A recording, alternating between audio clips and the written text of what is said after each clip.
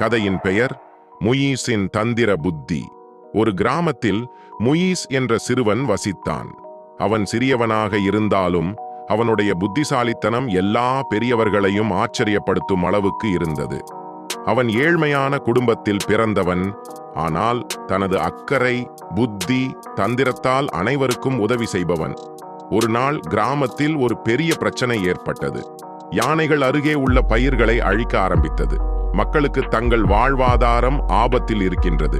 கிராம மக்கள் அனைவரும் சேர்ந்து இந்த யானைகளை எப்படி ஒழிக்கலாம் என்று ஆலோசித்தனர்.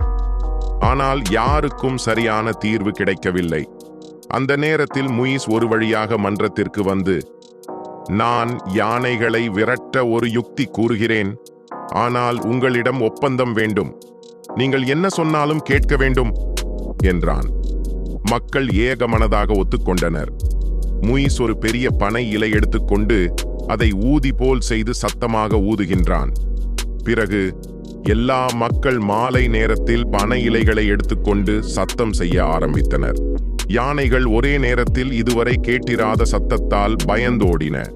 3 நாளில் யானைகள் கிராமத்தை விட்டு போய்விட்டன. மக்கள் அனைவரும் சந்தோஷமாக முயீஸின் புத்தியை பாராட்டினர். அதன் பிறகும் முயீஸ் தனது தந்திரங்களை மக்களின் நன்மைக்காக பயன்படுத்திக் கொண்டே இருந்தான். அவன் புத்தியும் தந்திரமும் அனைவருக்கும் ஒரு பாடமாக இருந்தது.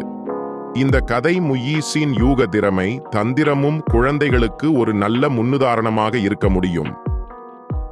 ஹாய் நண்பர்களே, நான் தான் உங்கள் முயீஸ். உங்களுக்கு பிடித்த மந்திர தந்திர கதைகள் நாள்தோறும் வழங்க நான் தயாராக இருக்கிறேன். பார்த்து மகிழுங்கள். எனது அனைத்து வீடியோக்களையும் காண எங்களது P95 டிவியை மறக்காமல் சப்ஸ்கிரைப் செய்யுங்கள்.